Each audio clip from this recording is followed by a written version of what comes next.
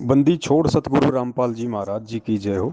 परमपिता परमेश्वर जी की आप सभी प्यारी आत्माओं को, जो दास के साथ में तीन चार जो ग्रुप बने हुए हैं, साध संगति 1 2 3 और ज्ञानाधारी आत्माएं, इन ग्रुप में आप जितनी भी आत्माएं जुड़ी हैं, आप सभी को दास की तरफ से हाथ जोड़ के सत्संग। पुण्यात्माओं, दास ने सभी ग्रुपों में जो सेटिंग में एक ऑप्शन आता है कि केवल ग्रुप का एडमिन ही संदेश भेज सकता है, दास ने उसको एक्टिव कर दिया है। मतलब आज के बाद आप में से कोई भी भगत भाई बहन एडमिन के अलावा ग्रुप में संदेश नहीं भेज पाएगा। आप जी केवल संदेशों को देख सकते हैं, सुन सकते हैं, पढ़ सकते हैं। और ये परमात्मा की प्रेरणा से दास ने इसलिए किया है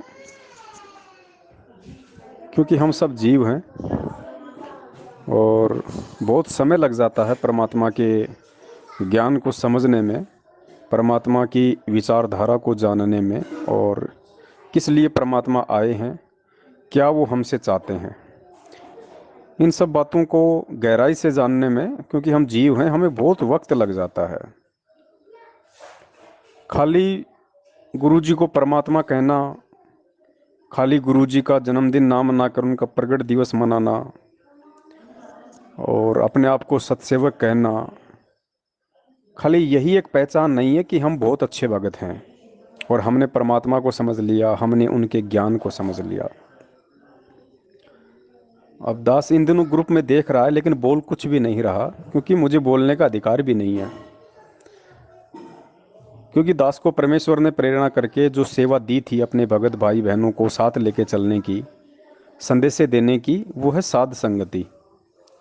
और उसके लिए परमात्मा ने व्हाट्सएप पे ग्रुप बनवा दिए, साथ में फेसबुक के ऊपर परमेश्वर ने शंका समाधान पवन दास के साथ इस नाम से एक ग्रुप बना दिया। और लगभग 5,000 से ऊपर आत्माएं दास के साथ में पिछले 3 महीने से उस ग्रुप में जुड़ी हुई हैं और रोजाना 100 से 150 भगत भाई बहन उस ग्रुप में नए नए जुड़ते हैं। लेकिन दास के साथ में ग्रुप में जो भाई बहन जुड़े हुए हैं,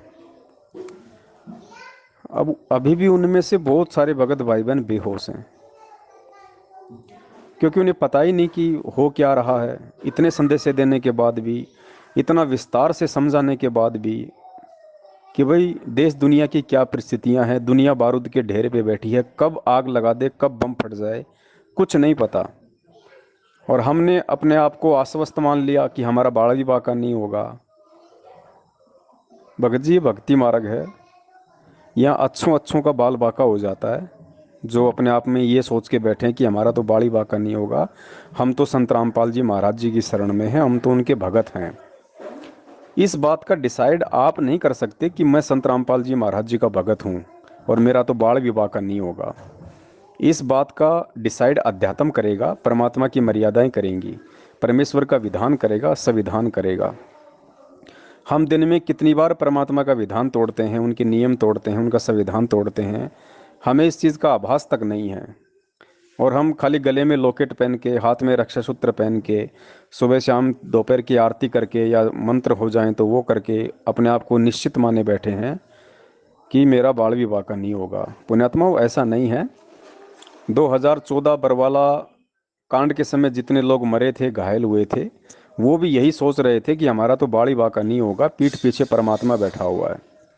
और 2014 से लेके आज 2021 तक तकरीबन, ज़्यादा भी नहीं तो दास एक आपको आइडिया बता रहा है, आप लोगों को नहीं पता लेकिन दास आपको बता रहा है कि इन 7 वर्षों में, ज़्यादा भी नहीं तो कम से कम 500 से ऊपर भगत भाई बहन अकाल मौत मर चुके हैं।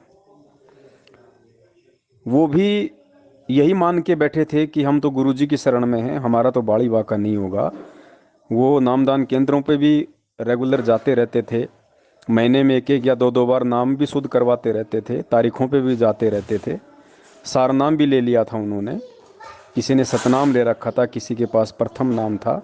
दान धर्म भी खूब कर रहे थे मैनेजमेंट को। और वो भी यही सोच रहे थे कि हमारा तो बाड़ी बाका नहीं होगा। लेकिन किस तरीके से बाड़ बाका हुआ आप लोगों को अच्छे से पता है।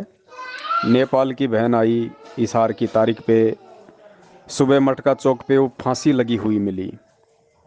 उसने भी यही सोचा था कि मैं तो भगवान की शरण में हूँ, मैं तो परमात्मा के दर्शन करने हिसार जा रही हूँ। उसने भी कहा था कि मेरा बाड़ी बांका नहीं होगा, लेकिन हो गया।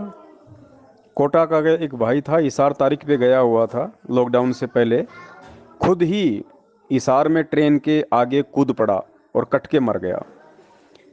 बिहार का एक भगत था, तारीख पे गया, वापस अपने गांव जाने लगा, अलीगढ़ के पास डब्बे में मरा हुआ मिला।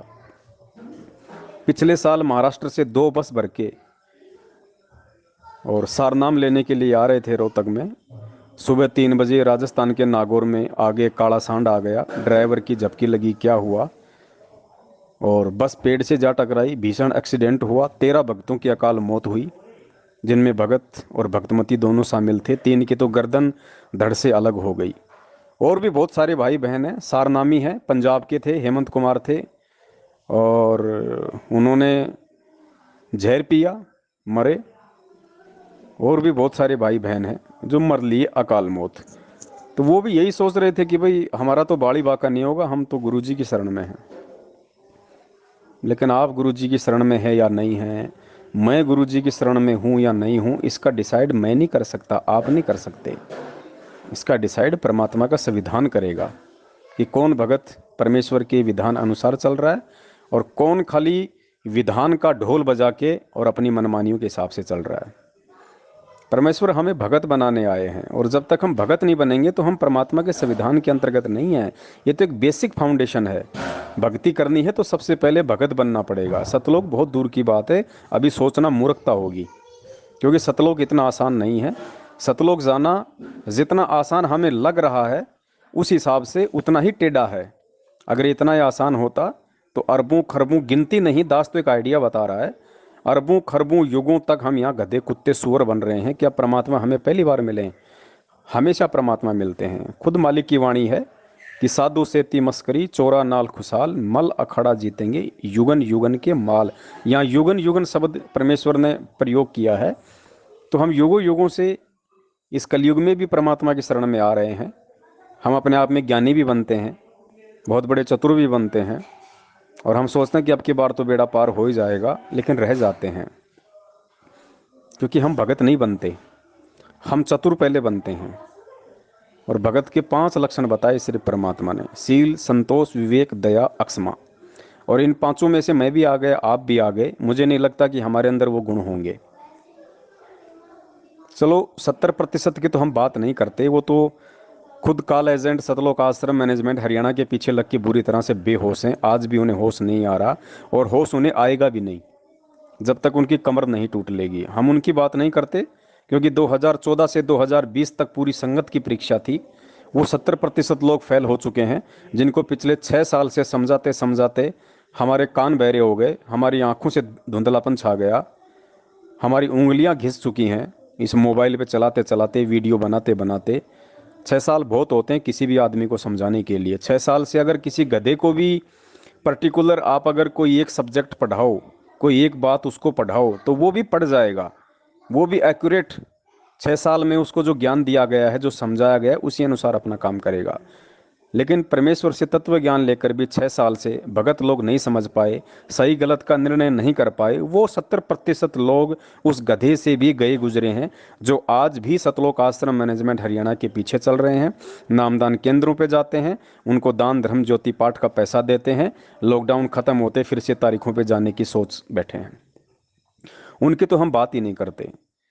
अब 2021 से 2024 का जो पीरियड है, ये पीरियड उन 30% भक्तों की परीक्षा का है, जो अपने आप को सतसेवक कहते हैं, जिन्होंने ज्ञान आधार से काफ़ी कुछ हद तक अपने आप को सतलोक आश्रम मैनेजमेंट हरियाणा और उनके पीछे लगे हुए लोगों में थोड़ा बहुत डिफरेंस दिखाया है कि भाई हम थोड़ा बहुत गुरुजी के ज्ञान आधार से चल रहे हैं, और हम परमेश्वर को परमेश्वर मानते हैं। हम उनका जन्मदिन नहीं मनाएंगे, क्योंकि मालिक की वाणी के अनुसार सतगुरु का जन्मदिन नहीं मनाया जाता। सतगुरु खुद परमात्मा होता है कि ना सतगुरु जननी जने जाके माँ ना बाप, पिंड ब्रह्मंड से रहित है ना वहाँ तीनों ताप। या तो हम गुरु जी को सतगुरु कहना छोड़ दें, और अगर सतगुरु नहीं कहना छोड़ सकते तो फिर हम उनका जन्मदिन नहीं मना सकते। परमात्मा प्रकट ही होते हैं, लीला वो कुछ भी कर सकते हैं, ये जीव स्तर के बाहर की बात है। तो काफ़ी कुछ 30% भक्तों ने मैनेजमेंट और उनके पीछे लगे हुए लोगों से डिफरेंशिएट किया, अपने आप को भिन्न दिखलाया, उनको हम सतसेवक कहते हैं। लेकिन अब जो 30% सतसेवक हैं, उनमें से भी कितने हैं जो 2024 तक सुरक्षित रह पाएंगे भक्ति मार्ग पे, अपना बचाव कर पाएंगे? क्योंकि खाली परमात्मा परमात्मा कहने से ही बात नहीं बनती है। हम दास तो हम सब अपने नाम के आगे लगाते हैं, भगत तो हम सब एक दूसरे को कहते हैं, लेकिन कभी सोचिए, क्या हम भगत हैं? क्या वो दास वाले लक्षण हमारे अंदर हैं? आज इन ग्रुपों में कोई भी अगर कोई किसी को कोई बात कह देता है या कोई कुछ लिख के भेज देता है, तो पहली बात तो अगर कोई भाई कुछ लिख के भेज रहा है तो उसके निजी विचार हैं। उसने जितना परमेश्वर के ज्ञान को समझा है उस आधार से उसने अपने विचार पोस्टर, ऑडियो या वीडियो के माध्यम से उसने ग्रुप में डाल के अपने विचार व्यक्त कर दिए। अब बाकी लोग उसकी पूंछ पकड़ लेते हैं, उसका बतंगड़ बना लेते हैं। जबकि होना ये चाहिए कि भाई आप किसी भी चीज़ को देख रहे हो और किसी भी व्यक्ति ने अपने बुद्धि स्तर से अगर कोई चीज़ ग्रुप में डाल दी है, तो आप लोगों का फर्ज है उनको प्रेम से समझाने का। वो माने तो ठीक, ना माने तो ठीक, दोबारा आप बोलने के अधिकारी नहीं है। लेकिन किसी ने कुछ डाल दिया और आपने जल्दबाजी में उस पर कमेंट्स कर दिया, फिर सामने वाला भी हार नहीं मानता, क्योंकि भाई ये अहंकार है, ये अभिमान है, लगता है हमारी बेइज्जती हो गई। क्योंकि हम सब जीव हैं। ये दास किसी व्यक्ति विशेष को टारगेट करके नहीं बोल रहा है, क्योंकि मुझे पता है कि अभी इतनी सहनशीलता ना मेरे अंदर है ना आप लोगों के अंदर है। फिर उसको भी सहन नहीं होता, वो भी दो बातें बढ़ा चढ़ा के फिर बोलता है। फिर उसको सहन नहीं होता, फिर वो भी दो बातें बढ़ा चढ़ा के बोलेगा कि मैं इसके ऊपर हावी रहूं, मैं नीचे ना गिर जाऊं।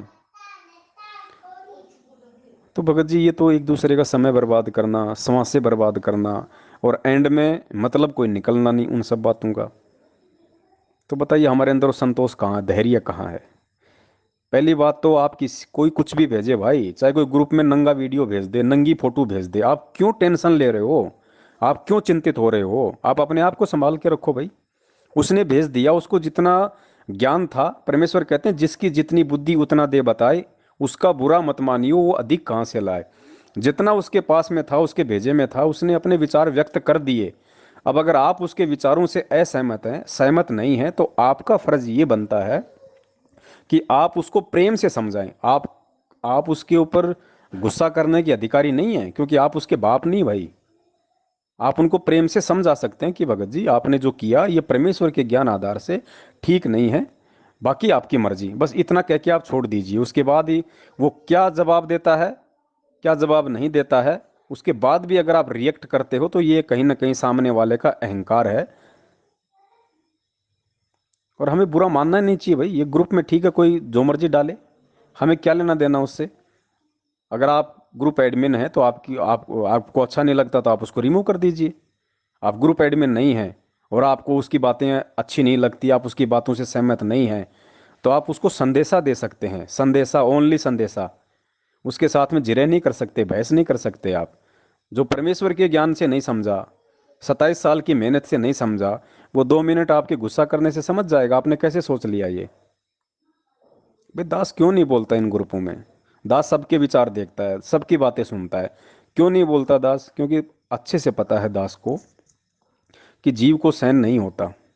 आदमी तुरंत अपनी बेइज्जती मान जाता है।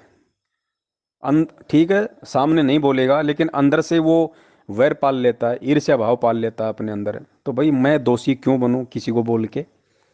भाड़ में जाए सामने वाला। परमेश्वर कहते हैं कबीरा तेरी झोपड़ी गलकटियन के पास, जो करेगा सो भरेगा, तू क्यों भया उदास। कोई ग्रुप में जहर खा रहा तो वो मरेगा ना, मुझे क्या ऑब्जेक्शन है? दास तो ये कह सकता भैया जहर है, जरा ध्यान से, बस।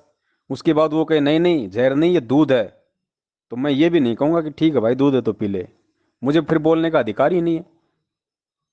जिसने मेरे कमेंट्स के ऊपर विचार ही नहीं किया, तो फिर मैं बोलने का भी अधिकारी नहीं हूँ। तो इसलिए दास सभी भाई बहनों को ग्रुपों से म्यूट कर रहा है। आप केवल सुन सकते हैं, आप केवल देख सकते हैं, आप कुछ बोल नहीं सकते, आप कुछ भेज नहीं सकते, क्योंकि भेजने के लायक है नहीं अब। और जिसको ग्रुप में रहना वो रही है, जिसको नहीं रहना वो ग्रुप छोड़ सकता है। क्योंकि मुझे ये ग्रुप बना के कोई पेंसिल तो मिल नहीं रही, और पेंसिल भी मिलती तो मैं थोड़ा ना किसी की गुलामी करूं, किसी की वो करूं। ये सबके अपने निजी विचार हैं। दास ने केवल इसलिए जोड़ा था कि साथ रहेंगे, जानकारी रहेगी, एक दूसरे के संपर्क में रहेंगे, विचारों का आदान प्रदान होता रहेगा, छोटी मोटी कोई किसी की शंका होगी पूछ सकता है। लेकिन शायद वो अधिकार आप लोग नहीं रखना चाहते अपने पास में, और आप लोगों को लगता है कि हम तो खुद ही इतने बड़े ज्ञानी हो गए हैं, हमें किसी की अब ज़रूरत ही नहीं है। हमें ना साध संगति की ज़रूरत है, ना हमें किसी और चीज़ की ज़रूरत है, हमें खुद बहुत ज़्यादा ज्ञान, हम खुद इंटेलिजेंट हो गए। तो बहुत अच्छी बात है, आप इंटेलिजेंट हो गए, ये आपका सौभाग्य है। और हमें खुशी है कि साध संगति कर करके हमारे भगत भाई बहन इतने इंटेलिजेंट हो गए कि अब उन्होंने दूसरों के परामर्श की आवश्यकता ही नहीं है। बहुत अच्छी बात है। तो ग्रुप से दास सभी को म्यूट कर रहा है, जिसने रहना रहिए, जिसने ना रहना वो ग्रुप छोड़ सकता है। और फेसबुक के ऊपर जो ग्रुप बना हुआ है शंका समाधान पवन दास के साथ में, वहाँ काफ़ी भगत भाई बहन जुड़ रहे हैं। और दास को ना कोई देखो, अगर आप लोग अपने आप को बचा लोगे, अपनी भक्ति को बचा लोगे, तो मुझे कुछ नहीं देने वाले, ना कुछ मुझे कुछ मिलने वाला, और ना मेरा इसमें कोई स्वार्थ है। और अगर आप लोग फेल हो जाओगे, आप लोगों के पास कुछ नहीं रहेगा, तो इसमें भी मेरा कोई नुकसान नहीं है, और ना मुझे इसमें कोई दुख होगा। दास तो केवल जो प्रेरणा जो परमात्मा ने दास को की, उस आधार से केवल आप जी सभी भाई बहनों को साथ लेके चलने की कोशिश में था। और दास तो अपनी कोशिश करता रहेगा भाई, चाहे कोई समझे या ना समझे, ये मेरा विषय नहीं है। और ना ही ये कोई एग्रीमेंट है मेरा परमात्मा के साथ या किसी और के साथ में।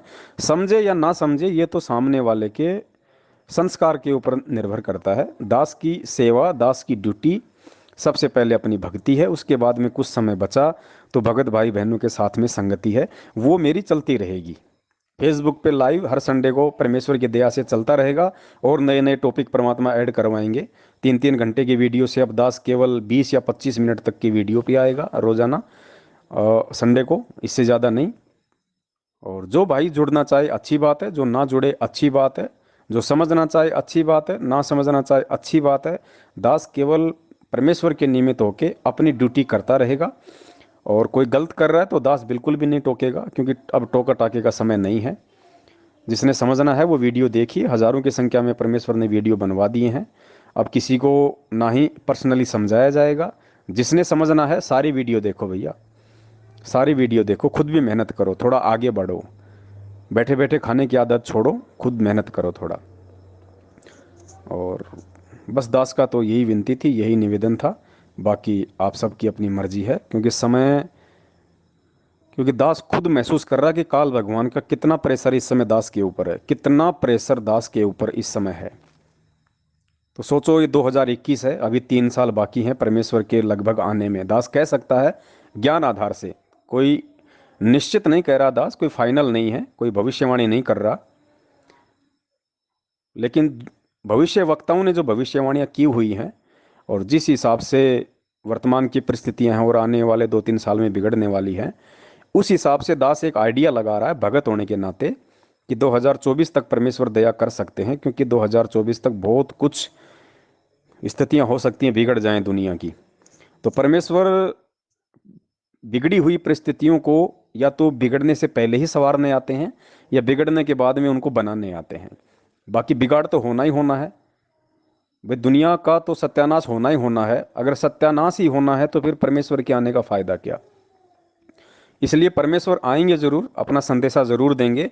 उसके बाद भी लाखों करोड़ों की संख्या में ऐसे कर्महीन होंगे जो सब कुछ जान के भी, सब कुछ पहचान के भी, और उनको फॉलो नहीं करेंगे। वो फिर बाद की बात है। बाकी 2024 तक बहुत ही भयंकर समय है भक्तों के लिए। जगत तो पहले से मरा हुआ है, उनका क्या मरना, ये भक्तों क्या है सारा सिस्टम। क्योंकि जो परमेश्वर ने 27 साल तक मेहनत करके 1994 से 2014 तक जितने भक्तों को छांटा था, उनमें से कितने प्रतिशत जा चुके हैं। वो भले ही 3 टाइम की आरती का घंटा पीट रहे हैं, भले ही मंत्र कर रहे हैं, भले ही अपने आप को भगत कह रहे हैं, लेकिन वो भगत की श्रेणी से बाहर हो चुके हैं। जिस प्रकार काशी में परमात्मा ने 64 लाख की परीक्षा ली थी, हम सारे फेल हो गए थे। उसके बाद भी परमात्मा ने 25 साल तक सत्संग किए, और हम सभी लोग फिर धीरे धीरे वापस परमात्मा के सत्संगों में जाने लग गए थे। और परमात्मा भी यही कहते थे, बच्चों भक्ति करो सब सतलोक चलेंगे, भक्ति करो सतलोक चलेंगे। लेकिन फेल तो हम पहले ही हो चुके थे। ठीक ये स्थिति वर्तमान में है, 70% संगत फेल हो चुकी है।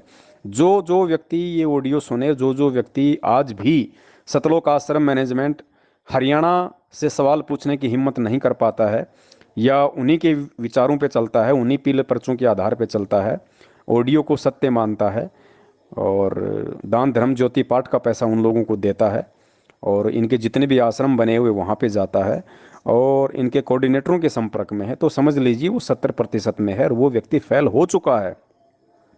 वो भले ही अपने आप को भगत कहे, जब तक उसके संस्कार हैं, उसकी बैटरी है, तब तक वो अपने आप को सुरक्षित महसूस करे, लेकिन आगे उसकी भक्ति नहीं है जब तक परमेश्वर दोबारा से दया ना करें।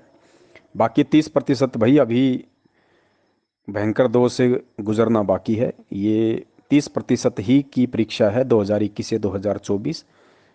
और जब परीक्षा होती है तो परीक्षा होती है छटनी करने के लिए, तो छटनी तो होगी, इसमें कोई दो राय नहीं है। 5-10% भी बच जाएं तो बहुत एक खुश नसीब होगी उन आत्माओं का। दास भी अपनी पुख्ता नहीं कह सकता, क्योंकि ये भक्ति मार्ग है। कोई अपने आप को यहाँ पे ये ना कहे कि भाई मैं तो बहुत बड़ा भगत हूँ, मैं तो बच जाऊँगा। यहाँ काल का लोक है, हम सब यहाँ पे अंडर ट्रीटमेंट हैं। जरा सी चूक हुई, काल का दाव लगा, और परमेश्वर फिर ज़बरदस्ती करेंगे नहीं, ये उनका विधान है। तो यहाँ अपने आप को कोई ये नहीं कह सकता कि हम अंत तक इस भक्ति मार्ग पे टिके रहेंगे, या हम परमेश्वर की शरण में बने रहेंगे। ये तो केवल परमात्मा से प्रार्थना कर करके, परमेश्वर के चरणों में मत्था टेक टेक के, गिड़गिड़ा के, केवल भक्ति दान ही मांग के हम सुरक्षित रह सकते हैं, अन्यथा और दूसरा कोई चारा नहीं है। बाकी आप सभी के अपने विचार हैं, जो जैसा करेगा वैसा समय आने पे अपना पाएगा। सत्साय जय हो बंदी छोड़ के।